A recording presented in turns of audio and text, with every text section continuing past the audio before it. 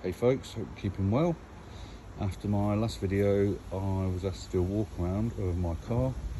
Not because it's anything particularly special, quite the opposite, because it's a bit of a snotter. I bought what I think was the cheapest FN2 on the market in the UK at the time, and there's a very good reason for that. Starting with stuff like this.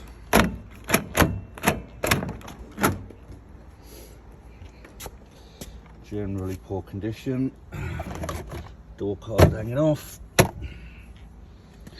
bits of trim missing, broken window switch, obviously had covers on the sill kick plates and they've been taken off and got a lovely sticky residue left on there. Inside it's pretty standard with the obvious exceptions of brilliant modifications like this. From this,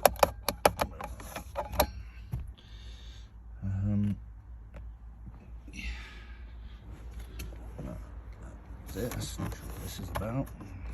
Why that would be painted, I don't know. Oh, a lovely Type R sticker there on the rear view mirror. Bit of a nasty steering wheel. So, oh no, that one does work, the other one doesn't. Not a lot in the back. There were seats in it, but I don't use them, and they weigh a bit, so out the comp. Just, look around the car, you can see what sort of a mess it is.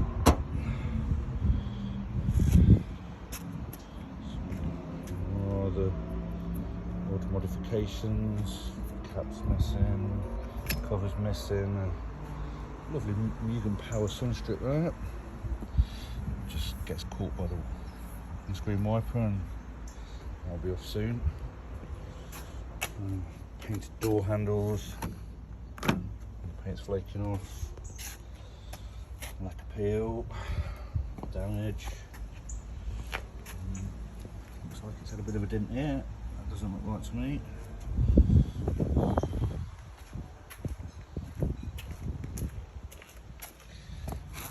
It's been stuffed in the near side rear quarter. General scrapes and dents and stuff.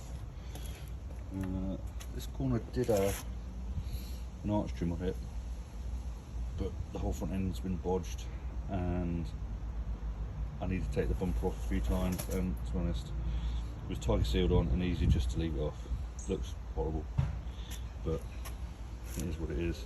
It needs, obviously, a new front bumper.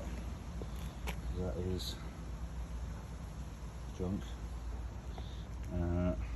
Cosmetics clearly are not the priority on this car. Mechanical reliability, you'd expect from a Honda, is number one.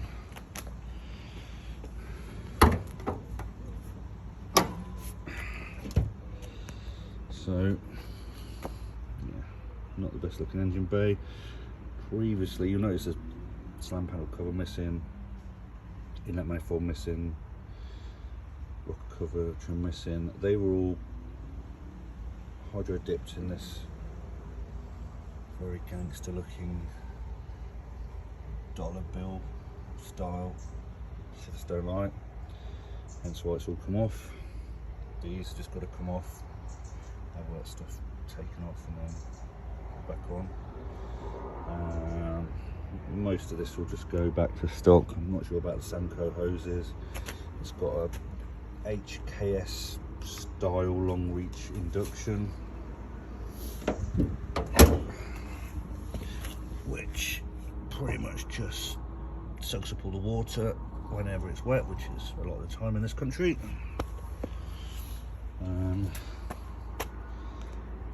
Tinted headlights, not really my thing. I've seen better days as well, so probably I'll just end up replacing the headlights.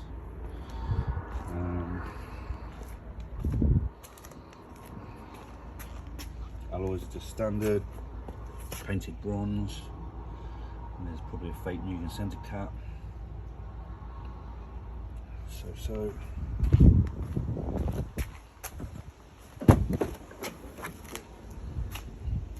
Not sure about the gas dross on that. You've probably seen better days as well. The weird modifications like painting the trim on the inside of the boot lid, completely unnecessary. Not a lot to see here. It's relatively clean. I cleaned it about a week ago. It's a daily, so I just get all sorts of rubbish thrown in there. Last time was a tip room with a load of wet wood. Wasn't very happy about that, but it is what it is. Hopefully for this bit here, I'll just have the rear seat belt clips taken out and put some sort of a piece of carpet or confined like a carbon fibre closing plate. I think CF Skins do something for the DC5. If I can get something like that made up, which is nice and neat, I will do. Rear seats were originally taken out because there was a knocking, jangling noise coming from the back end, and the seats are quite loose. So I took them out to remove them as a possible cause. It was still doing it when I took them out. Turns out it was the washer at the top of the rear damper was just jangling and that wasn't tightened down enough. That was a quick fix. Thanks to James Hatfield, Teg Boy at Southampton Motorsport for spotting that when I took it in. Yeah, other than that, it's just generally seen much better days. There's a list as long as my arm in terms of mechanical stuff to do. It's had one basic service, needs brakes, standard calipers, it's got grooved and dimpled discs up front, standard discs on back, very nearly bagged myself stock tech 4-pot kit, just missed out. I think the ultimate plan will be go to 4-pot Brembos off the DC5 with S2K discs and 350Z pads. They seem to get quite favourable reviews. So yeah, it's just generally a bit of a snotter. Totally fake Mugen grill, which doesn't fit, or the bump doesn't fit. Nasty number plates around. Yeah, there's a lot to be done. So for now, it's just to try and keep it as mechanically sound as possible. There's some bits that need doing. Rear calipers are sticking. Got a primary O2 sensor fault at the minute. Got a nice, got myself a sensor. They're 275 quid from Teguel, which I think is a going rate. Managed to bag one from Rock Auto in the States for about 70 quid plus postage. No import tax after the fact. Quite happy with that. Yeah. Clean the rear calipers and sliders up, make sure they're all right. Got, as you can tell from the floor, got a slight egress of oil. This originally was the rear main seal. Got that done quite a while ago. Started dripping again, but from somewhere else, so that's going to need looking at.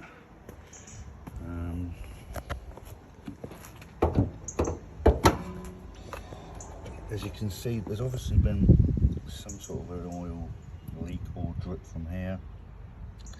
I just cleaned it up as best I can. At some point, this is all going to need to come off and get cleaned. Eventually, it will get replaced with something else, but for now, a good clean. Clearly needs an auxiliary belt, and it's got a jangly idler pulley, so get those in order from Teguel, no doubt. Not a lot else going on here, just looks pretty scabby. Got weird modifications like bonnet stay cover, which then doesn't sit on the clip, which is itself broken. Yeah, pretty grim. So So lots to do, not a lot of time to do it in, not a huge budget, just keep plowing on. So that's about it for now. Not a lot else to say. It is what it is. If you're going to go out and buy yourself a really cheap FN2, this is the kind of thing to expect. Oh, you know, distinct lack of wheel arch liners. Bizarrely, not one there. Not one there. Maybe that's because of the induction. I decided to take the other side off as well. And I'm sure if so, the arch liner missing there. And no, maybe that's normal. There's definitely no under tray at the front. There's one at the back. It's got a load of clips missing. Standard for this car. Some random stickers. Walkaround. Spring Sports.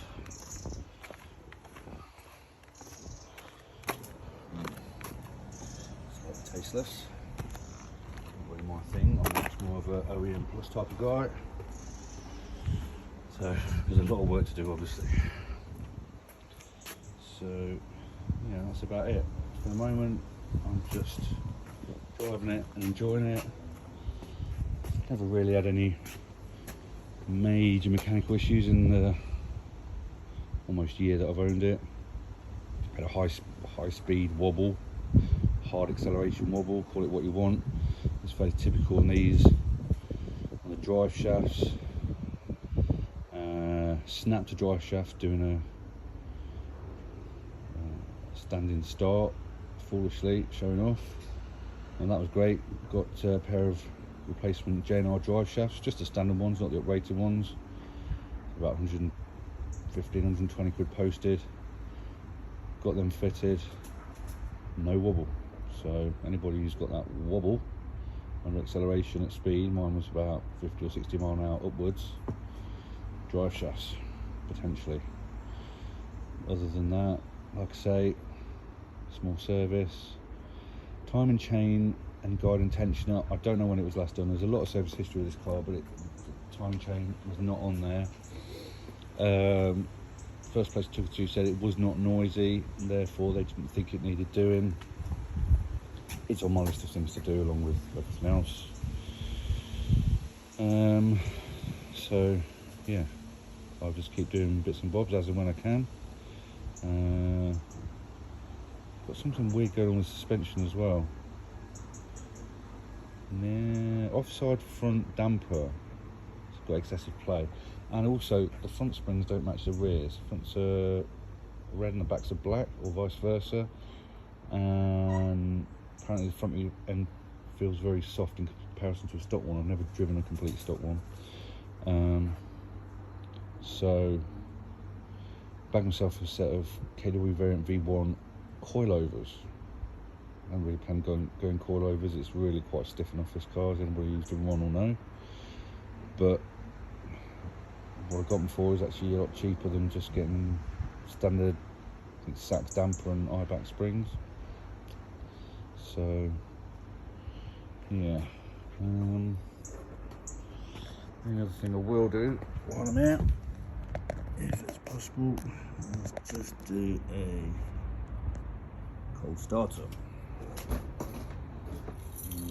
Then you'll find out why my neighbours get pissed off at me all the time.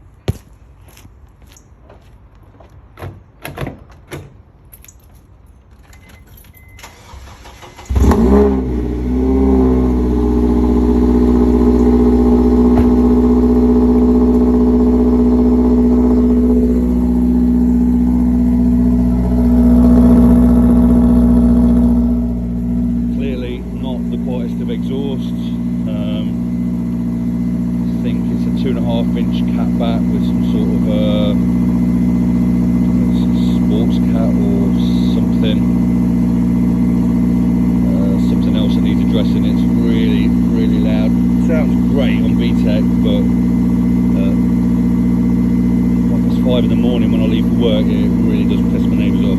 So yeah, that's something else.